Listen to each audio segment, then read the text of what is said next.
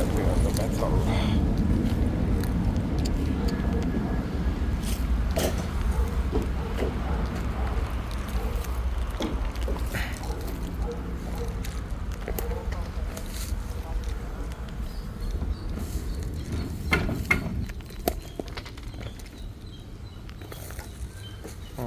Ano yan?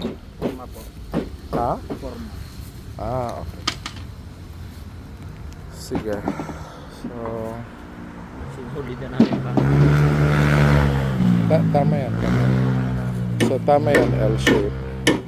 Sinabi ba niya yung laki? Kasya yung bubong? Kasya po. Kasya? Yan po yung bubong sir dati. Pero hindi siya mabibitin. Hindi po. Sige. Tapos next time dito naman. Pero dito siguro yung pwede nang paradahan ng motor. 'Di ba? Kasi pwede na nating alisin yung mga gamit doon. Dito na lang lahat. Kahit hanggang malapit sa puno. Pero next time na. Next time masyado magastos pa.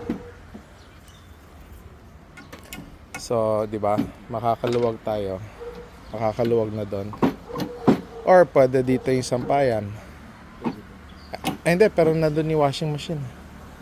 Dapat dito, doon na lang yung sampayan.